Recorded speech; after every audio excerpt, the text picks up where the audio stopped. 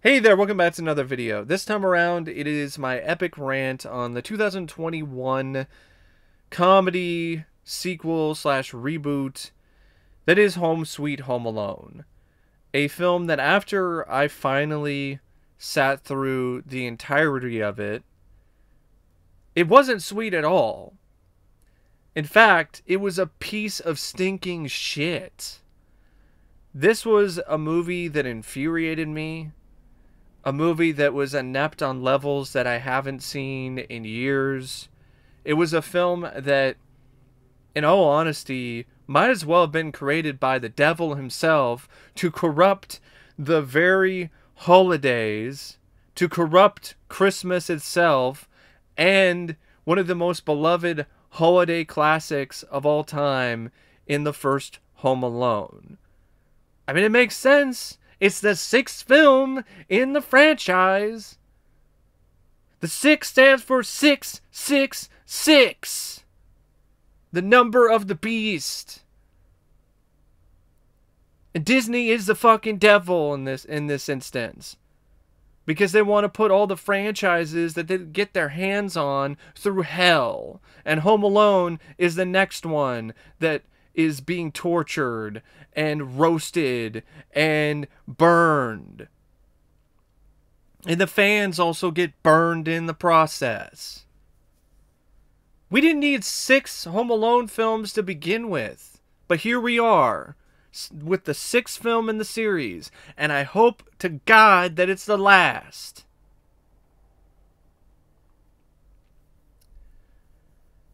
And this is a movie that I knew was going to suck from the trailer alone. But after watching this, the trailer is bad. And it's terrible. But oh my God. The final film, the full movie, it exceeds my expectations when it comes to how bad I thought it was going to be.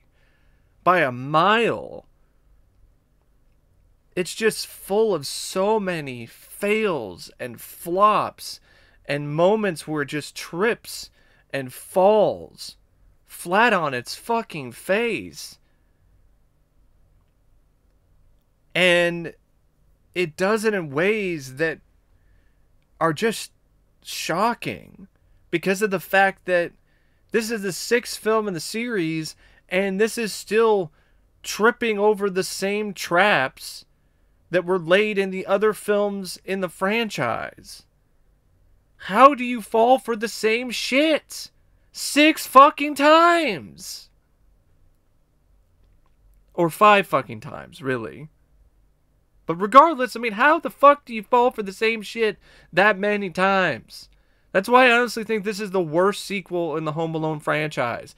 Because as bad as Home Alone 3 was, that still had John Hughes involved. Raja Gosnell did a way better job directing that than Dan Mazer did directing this.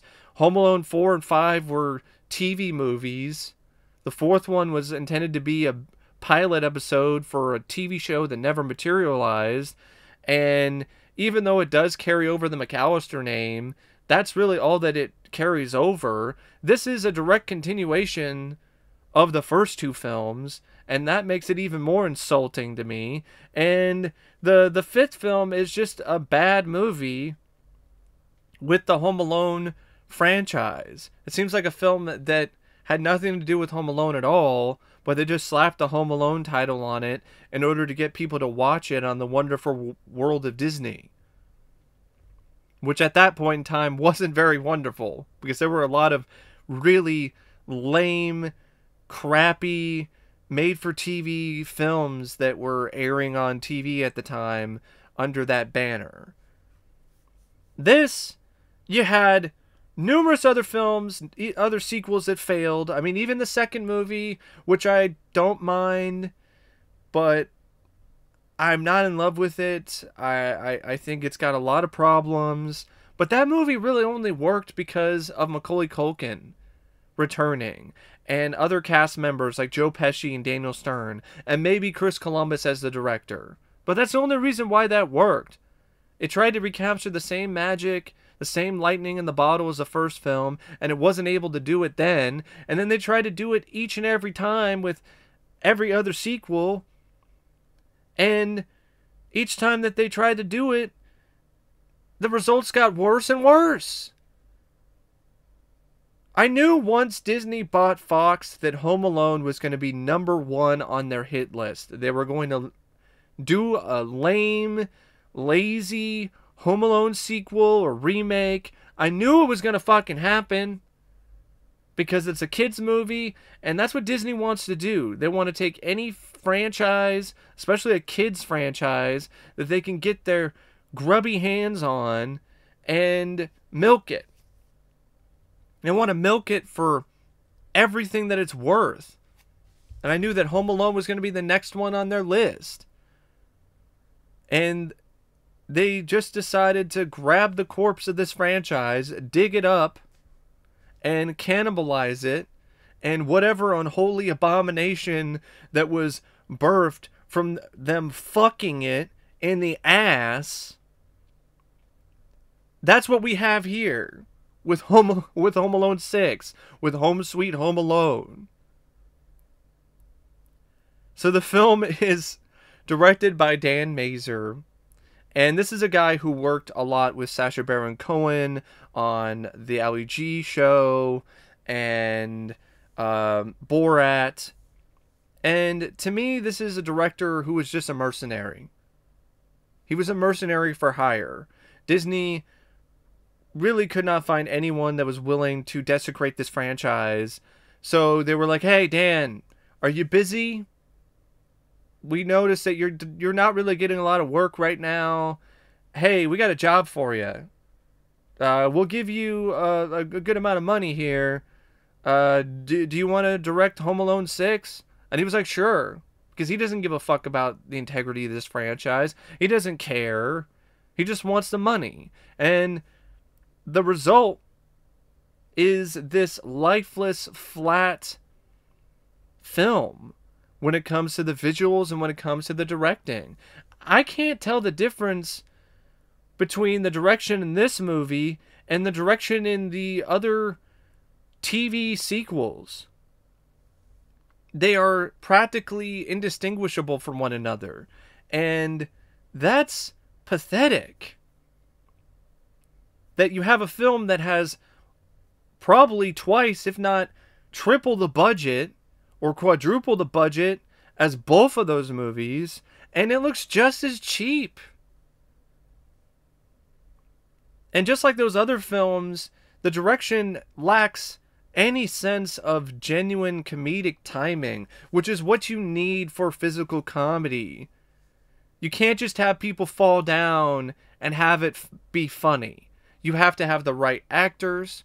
The actors here were not the right choices because they couldn't do any physical pratfalls to save their lives in terms of making them come across as if they are genuinely authentic, let alone funny in any way, shape, or form. But the direction didn't do them any favors either because it's so slow, it's so sluggish, it's so run-of-the-mill, going through the motions, passionless. Chris Columbus had a genuine passion for physical comedy, and it showed in both the films that he did. Even Raja Gosnell had more passion for it. I don't think it was as funny or as effective as the physical pratfalls in the first two films, but at least there was a lot more creativity, there's a lot more energy to it. This, it's about as flat as a fucking pancake. And it's slow. There are a lot of moments where it's supposed to be funny because these characters are slipping around or falling down, but it's just shot in a way where there's too much slow-mo. So there's a lot of scenes where there's a lot of this slow motion stuff going on, which ruins the flow of the physical pratfalls. And then on top of that, when you do get the physical pratfalls, they're shot in a way where it's just too static. And there are other moments in the film where it feels like the direction is just padding things. It's just stretching things out to the point of breaking. There's a prime example of that. There's a scene in this movie where the couple that are trying to break into the kid's house and steal the doll, they are trying and failing multiple times to get over this wall. And that scene goes on for what feels like infinity because they try to get up the wall, they fail. They try to get over the wall again, they fail again. There's also random bits of slow-mo that are thrown in there. And it takes them like 3 fucking times to get up over the wall. And then you find out that they could have gone in through a back gate somewhere. So you're just like, why did this scene take this long? Why didn't they just go through the back gate? It's just baffling. And that's really more of a writing thing than a directing problem. But the direction doesn't help either, because the director could be like, hey, okay, once is fine. We'll have them fall, and then they'll get over it, or they'll go through the back gate, whatever. Not 3 fucking times. And then a lot of the scenes with the physical comedy, they also feel like they don't have that impact that made the comedy, the falls and the moments where Harry and Marv were getting smacked around so laugh out loud hilarious. It doesn't have that impact. It feels very deadened, and that's a big part of the success of those films, is that those moments have a punch to them. They have this impact. And the physical comedy, the moments in this, they lack any of that. It feels rather tame. It feels rather toned down. And as a result, it just doesn't really have the same effect. I don't think the director did a good job with his cast either, because there were a lot of takes that really could have used another take, but the director just went with whatever the first take was, or didn't really know how to tell when a take wasn't working, or when to do another take. It's just one of those things where you're just like, this is a basic directing, right?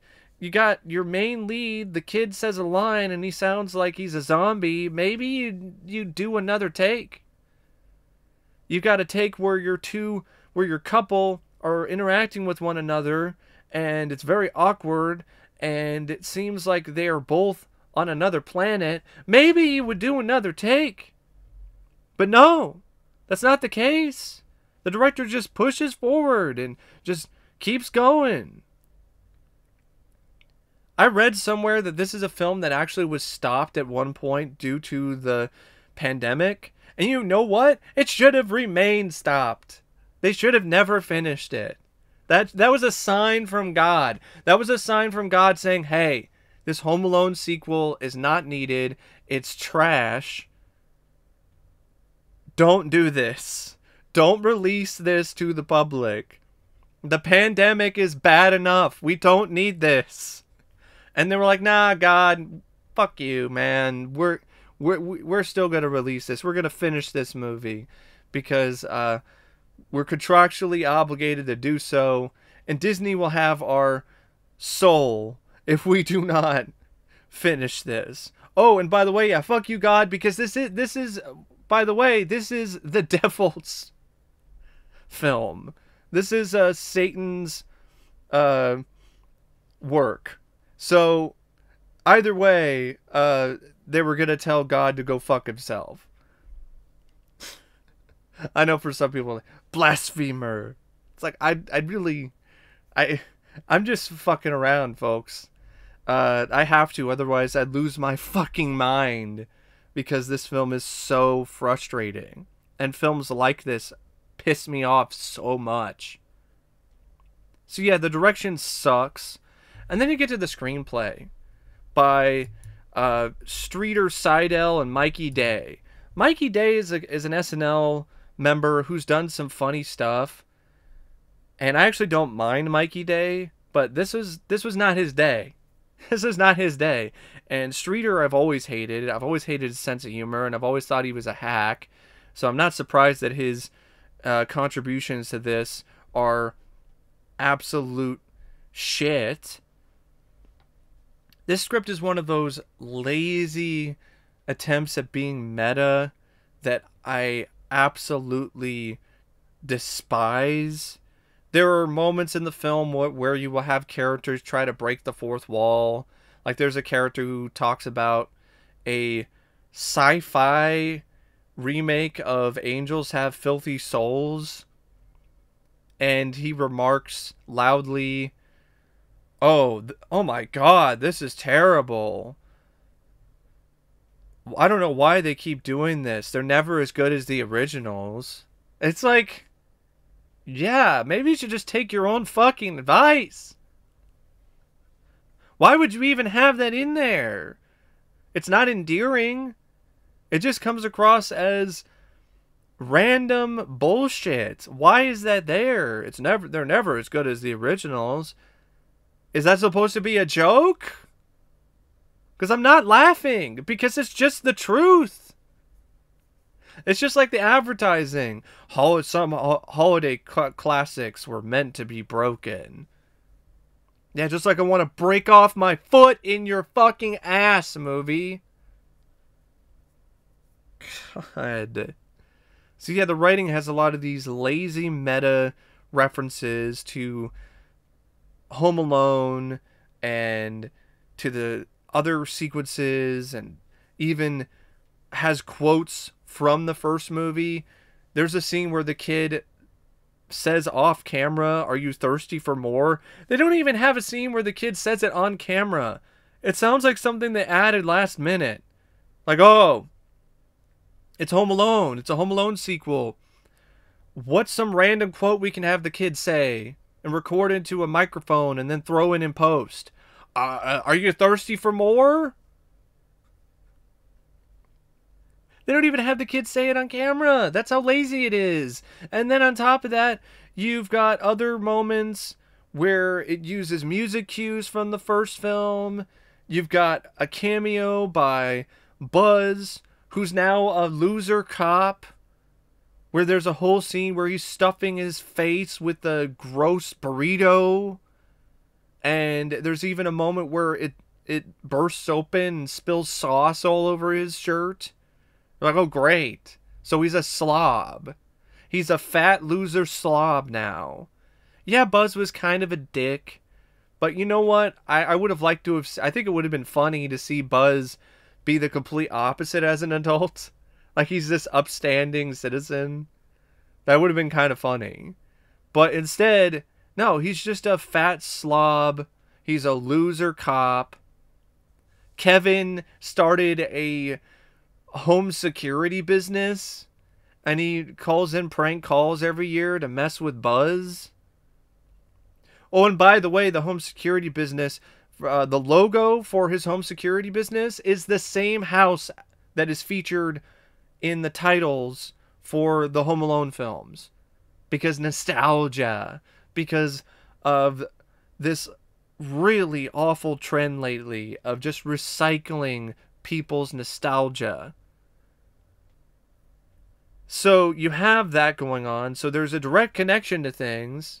You have moments in the film that are clearly intended to be new takes on well-known sequences from the first film. The kid creates a battle plan in almost the same identical fashion as Kevin did in the first movie. There's a moment with the mother where she's having a fit and getting upset at the person at the airport because she wants to get a ticket so she can go back to see her son, so she can comfort him, be there for Christmas. And it's the same thing, beat for beat. The only and honestly, a lot of the stuff is the same too when it comes to the burglars trying to get into the house. I mean, even from the very beginning, they're slipping and sliding around in the ice, just like what happened in the first movie. The only thing they don't have is a moment where the burglars catch the kid and the kid has to be rescued by someone. But this time around, they tried to flip things around and make it so the burglars are the ones that are innocent, and they're just trying to do the right thing in their minds. They're just trying to take a doll back that they need in order to save their house. Which, to be honest, that's kind of an interesting idea, but you know what? It doesn't really work as a Home Alone film. Why don't you just do that film and make your own fucking movie? Why does it have to be connected to the Home Alone franchise? Because that concept doesn't work. It doesn't work because there are moments in the film where these characters are going through all these traps and being put through all this hell, and it's supposed to be funny, but it's not, because you're honestly kind of feeling for them. But even that isn't a complete success either, because this script sucks so fucking much. It does a bad job making these characters sympathetic. The husband acts like a douchebag to the kid in the first few frames of the movie, so you're like, fuck him. What an asshole. The mother is annoying, talking about how her house is lit during the open house. So you've got an annoying mom, you've got a douchebag dad, and I'm supposed to be sympathetic towards them? And on top of that, they are written as total fucking morons. These characters are dumber than Harry and Marv combined. Seriously. I mean, Harry and Marv are fucking geniuses compared to these two. There's this ugly doll that had an error, and it's worth a lot of money. The doll goes missing, and the dad is such a fucking idiot, he just assumes that this British kid that he got in a little verbal joust with at some point in the film stole it. He just assumes that this kid stole the doll. There's no proof whatsoever. There's no reason to come to that conclusion other than he thinks the kid is a little brat, so he just assumes that the kid did it. I don't know why he didn't assume that the kid stole a can of soda, since the kid wanted that soda.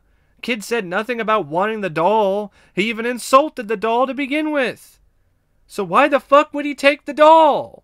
Because he said the doll was ugly, and he insulted the dad and called him Frankenstein and said that he was weird because he was into dolls.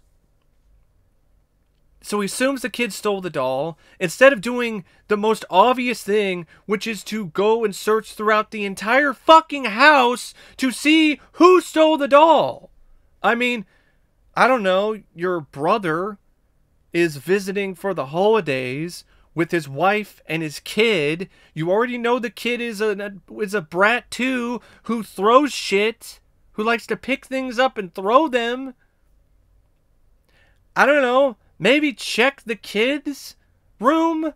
Maybe get the brother involved and say, hey man, there's this doll that's worth a lot of money. It's gone missing. I need your help. We need to see if it might be somewhere in the house. But no. He just assumes that the British kid stole the doll. His wife is an idiot too, because she just goes along with this whole thing without having one moment where she's like, hey, maybe we should check the rest of the house. Like, maybe it got misplaced. Maybe it was put somewhere. Maybe your brother's kid took it. No. Nope.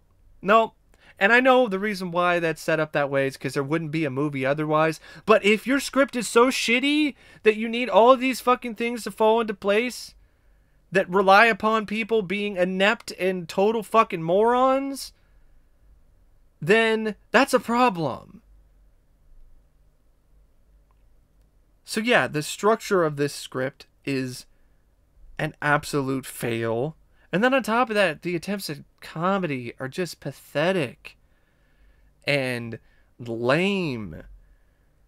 I mean, the physical comedy, there's not a lot of punch to it. There's not a lot of variety to it. Too much of it is just these characters falling down. You have random references to films that make no fucking sense when it comes to the context of the film or any sense, period. There's a moment where the kid is home alone and he decides to dress up like Tony Montana from Scarface and bury his head in a mountain of M&Ms, like that scene in the film where Tony buries his face in cocaine. Like, why the fuck is this in a kid's? This doesn't make any sense. This kid was watching Looney Tunes cartoons at one point earlier in the movie, and I'm supposed to believe that this kid has seen Scarface? Or that his parents would let him see Scarface? Nah, I don't buy that at all, because his parents have all these parental controls set up throughout his house. He can't even get on the fucking internet. So I'm supposed to believe that at some point in time, prior to the scene, this kid saw Scarface? Bullshit. So you have this scene where the kid tries to be Tony Montana with a mountain of M&Ms. You have another sequence that is even more baffling in terms of a film reference, where the couple are driving around in their SUV. One of them says, "Oh, we need to take a turn here," or "go around the block." And then the other person says, "Okay, Axel Foley." I was like, did I fucking hear a Beverly Hills Cop reference? Out of the blue? Just complete random nonsense that's just pulled out of the fucking sky that has no connection to that scene whatsoever? Yeah, the great scene in Beverly Hills Cop where Axel Foley talks to Rosewood and says, "Oh, let's take a left turn. Let's go around the block." What the fuck? So you have a lot of those moments with just lazy film references that make no sense. You have other characters that I think they're trying to be funny, but they just come across as obnoxious and annoying, like the kid's uncle, or a bunch of the other characters, like the brother of the husband character, who's just a rich asshole. And there's just a lot of characters in this that aren't endearing. They're not likable. The one that is the most irritating is the kid, who's supposed to be the lead. He's the one on all the marketing, and he's a little fucking twat. He's so annoying in this. There are times where I wanted to take each and every finger of this character and bite them off one by one and snap off his cojones and put him in a fucking jar and hit him in the face with multiple paint cans and smack him in the chest with a fucking crowbar, or electrocute his ass, or light his head on fire, because he was so irritating. He was so annoying. There wasn't anything to like about this character. The screenwriters really gave this kid the rawest deal possible, because from the very first scene he's in, he's whining and he's talking about how he needs to take a piss. And you're just like, why the fuck did these writers think this was a good idea? The best way to introduce your new kid, who's supposed to be the face of this possibly new franchise, and he's whining and crying about needing to take a piss. God. Fuck this movie. Fuck this kind of writing that just doesn't know how to write characters in a way that's endearing or even remotely likable. It makes the film drag so much because you don't give a fuck about any of them. I don't care about the couple and whether or not they get the doll and save their house, because in all honesty, they're kind of fucking selfish. What's wrong with selling the house? Really? Maybe that's a life lesson that you and your kids need to learn. There's even scenes where they're bitching about their about the brother who's rich, who gets them expensive gifts. Oh, you can't take that, or no, we can't take that. I'm like, what is the problem with that? I don't understand that. It's an ego thing, I think. Like, oh, we can't possibly take that. They're rich. They have the money. They want to gift you these things. Just let them do it. What's the fucking problem? We're supposed to be sympathetic towards his family because the dad lost his job. Okay. That sucks. But you know what? Things happen. And at the same time, Why did you not have enough saved up anyway so that you could survive a moment like this for a few months before you get another job? Like, really? Oh, I lost my job. Now I lost everything. Like, who he was supposed to be rich. He was supposed to have, I guess, a decent amount of money in order to afford a house like this. You would think you would have had something in place in case something like this happened. But nope. Nope. Nah. And I know probably people are like, oh, you're nitpicking. Oh, it's not meant to be realistic. I know that. I mean, this is a film that has a random scene where the husband is such a dumbass. He gets tricked by a VR helmet that's put on his head, and he thinks that he's been transported to a cliffside in a matter of seconds. But at the same time, a lot of this is just pretty straightforward and common knowledge to me. And like I said, it just doesn't do a good job making these characters as sympathetic as this film thinks it is making them.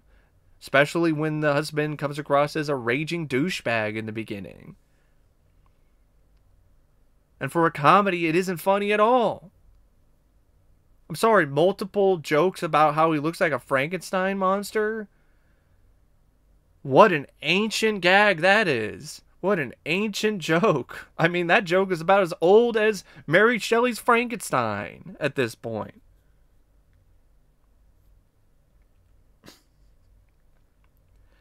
And even the setup for how the kid is left home alone is inept and incredibly poorly thought out by these writers.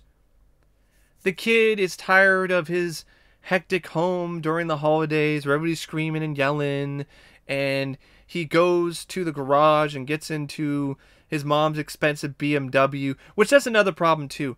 I don't sympathize that much for this kid because he's a spoiled rich little twat. He's spoiled. He's a rich bratty kid. Why should I sympathize with this kid for one fucking second? He's got everything, and he's bitching and crying and moaning all the goddamn time. Fuck this kid. Makes Richie Rich look humble in comparison. So you have this kid who's rich, he's entitled, and he's a brat. He goes to get some peace and quiet in his mom's expensive BMW in the garage, watches some Looney Tunes, which, by the way, why would a kid from nowadays even turn on Looney Tunes? A lot of kids nowadays don't even know what the Looney Tunes even are. But that's another story. That's another thing altogether. But okay, he's watching some Wile E. Coyote cartoons.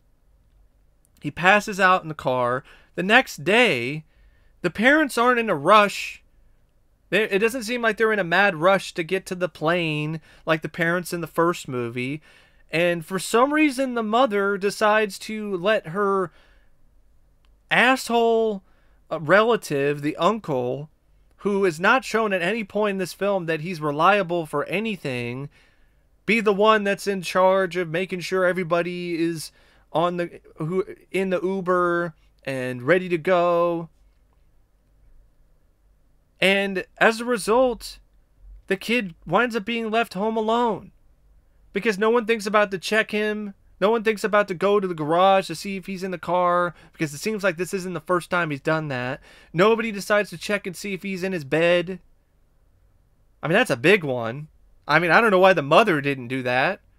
Like, the mother in this makes Catherine O'Hara and John Hurd look like amazing parents in comparison.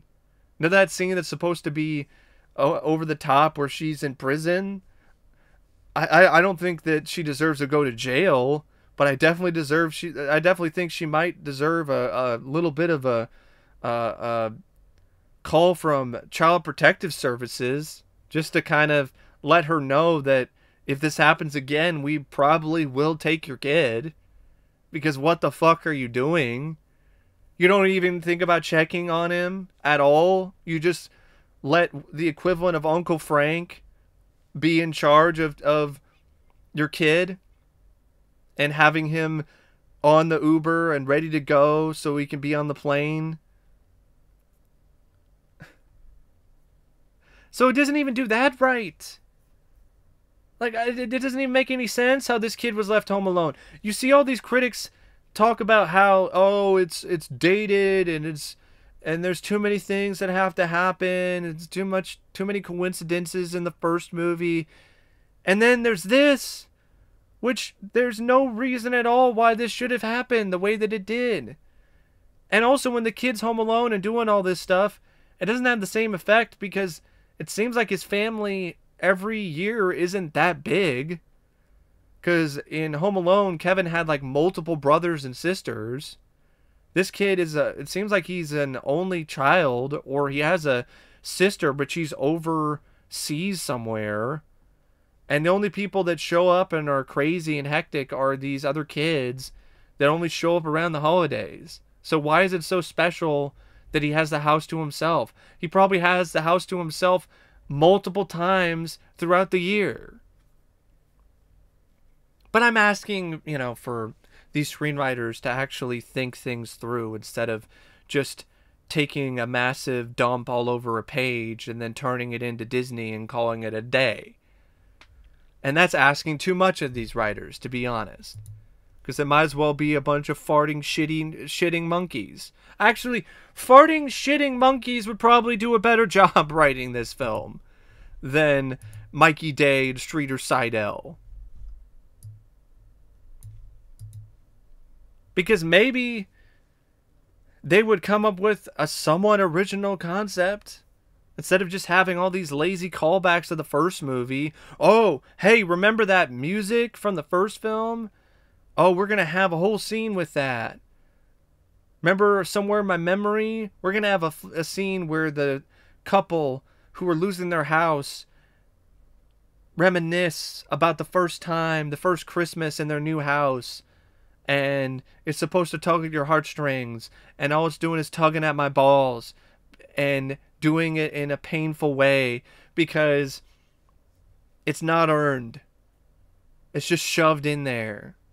Just like the really awful, bad attempts at humor. I mean, this film even has a fart joke.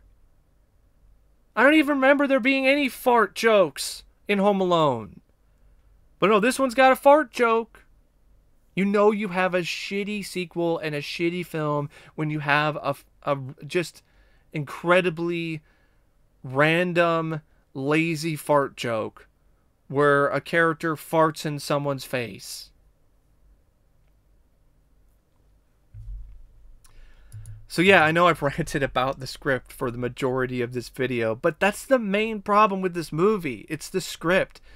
I'm not really going to be super harsh on Archie Yates. I mean, the kid got the rawest deal possible. No kid is making this character likable. Even Macaulay Culkin in his prime couldn't have made this character work with what this character has to work with when it comes to the screenplay, with the dialogue, and how things are set up with his character. He's an annoying twat. He's rich, he's entitled, he's a brat. By the end of the movie, you're supposed to feel for him, and he's like the hero, and it's just complete bullshit. You don't buy it at any point. Yeah, Archie Yates' performance, his line delivery is very stilted at times. He doesn't have a ounce of the same charisma that Macaulay Culkin did. But once again, I don't think anyone would make this work. Rob Delaney, he's a capable guy, but not here. He just comes across as a total doofus, and not in a good way. Ellie Kemper, she's a legitimately talented actress. This is a performance that honestly is shameful at times. Like she's just totally embarrassing herself. Like there's a scene where her character is lying down on the ice and her hair is all matted and crazy and she's crying. And you know what? I don't think that's acting. I think that's a moment where Ellie Kemper realized where her career was. She realized that she was so desperate to get work that she was demeaning herself in a film like this. That's the moment where she had an epiphany, where she's just like, oh my God, how did it get this bad? Exactly. That was not acting. That was just genuine, real emotions that bubbled through from Ellie Kemper. I felt bad for her in that scene because she wasn't acting. It wasn't an act. Aisling Bea played the mom of Max. I know this actress lashed out on Twitter for people giving her shit for her accent. And I agree with her in some ways because, yeah, some people on Twitter get mad about the dumbest shit. But it doesn't mean you did a great job or your performance was at all noteworthy, especially compared to Catherine O'Hara. I mean, unlike Catherine O'Hara, I didn't buy the scene where she was being stern to the flight, not really the flight attendant, but to the person who's at the airport, who's the ticket holder. I didn't buy that when she was trying to get at the customer service agent. I didn't buy the connection that she had with her son. I just didn't buy her performance, period. Andrew Daly, he was just an annoying twat, just like his son. Kenan Thompson was just there for a paycheck.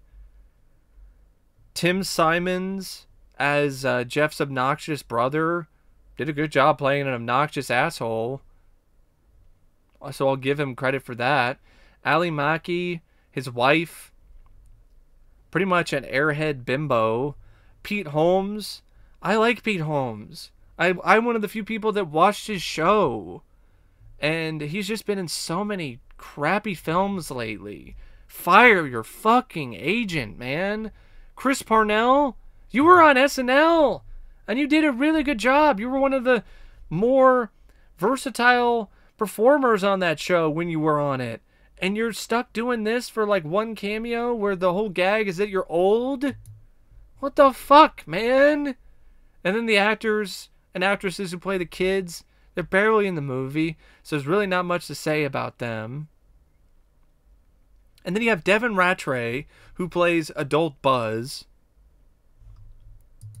And the performance, it's nothing to write home about.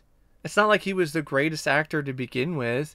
And then with this performance, he's just there for the money. It's your typical paycheck performance where somebody is just showing up because they were given enough money to come out of retirement, say a few lines, and be there for lazy fan service. So yeah, you have Devin Rattray, and that's the cast. The cast of the first film was just so much better. I mean, Rob Delaney and Ellie Kemper, they also don't have any real chemistry with one another. Not really to the same extent as Joe Pesci and Daniel Stern. But once again, the script is so bad, it doesn't really help them. It doesn't really give them a lot to work with. I mean, there's so many scenes where they're just talking about what direction they're going. That's another thing about this film that I hated. There's so many sequences, so many lines of dialogue where characters are just like, I'm gonna go straight. I'm gonna go straight through the underbrush, and then I'm gonna go left. It's like, why the fuck are you explaining this shit? Why are you saying this shit aloud? Just go through the underbrush and take a left. Why the fuck do you have to explain it?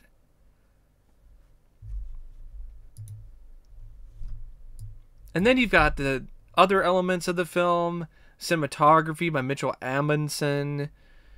It's nothing that special, nothing that memorable or magical or majestic like the first movie or even the second film.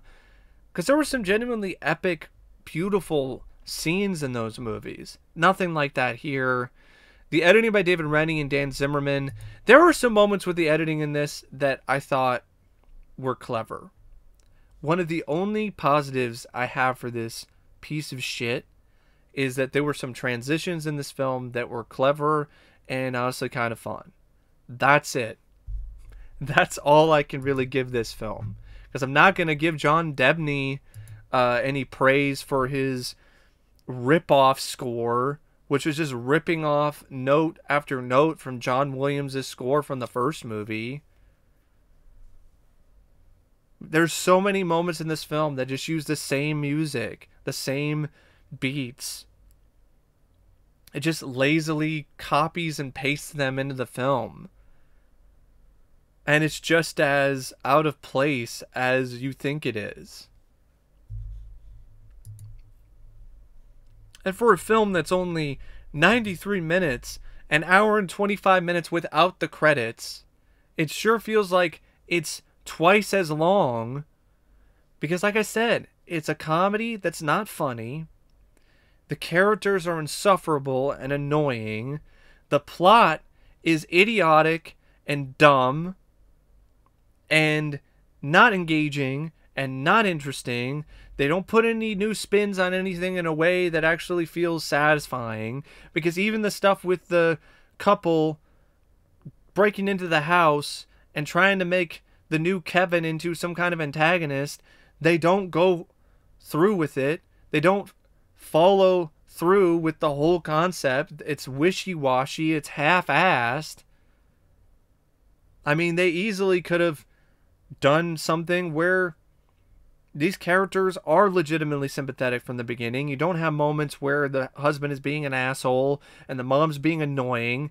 You have them be like normal people. You have the kid be this spoiled, rich, bratty twat who does steal the doll because he's a troll. And then you have it be a moment of triumph at the end where the couple does get through his traps and outsmarts him and turns the tables on him, gets the doll back, and he gets in trouble with his parents like he should be. That's something that you could maybe work with. But no, instead you just try to be the first movie, but worse on so many fucking levels. And you try to have this saccharine sweet heart to it, and it just comes across as completely fake. Just about as fake as one of those giant gummy hearts that you might buy off of Wish.com. So, yeah, I don't really know what else to say about this movie, except this was awful. It was embarrassing. It was pathetic. And it is, hands down, in my opinion, the worst film in this franchise. Could have learned from the mistakes, and instead it just doubled down on all of them. This film is, as the French say, les incompetents.